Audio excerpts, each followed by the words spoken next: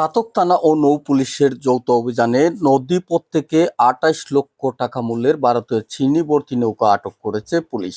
গত ২ আগস্ট শুক্রবার সকালে উপজেলার ইসলামপুর ইউনিয়নের বৈশাখান্দি এলাকার সুনাই নদীর তীর থেকে ইঞ্জিন চালিত স্টিলের একটি চিনি ভর্তি নৌকা জব্দ করে থানায় নিয়ে আসা হয়।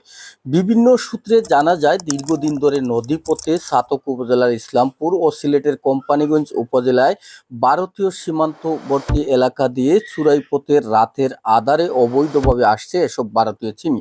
এরপর নদীপথে দেশের বিভিন্ন জায়গায় পাচার করা হচ্ছে এসব চিনি। গত ২ আগস্ট নদীপথে ছাতক হয়ে কোম্পানিগঞ্জ উপজেলায় চিনির একটি চালান আসছে এমন গোপন সংবাদের ভিত্তিতে নৌ পুলিশ পরিদর্শক আনোয়ার হোসেন ও থানা পুলিশের উপপরিদর্শক মোহাম্মদ আখতারুজ্জামানের যৌথ নেতৃত্বে একদল পুলিশ অভিযান চালায়।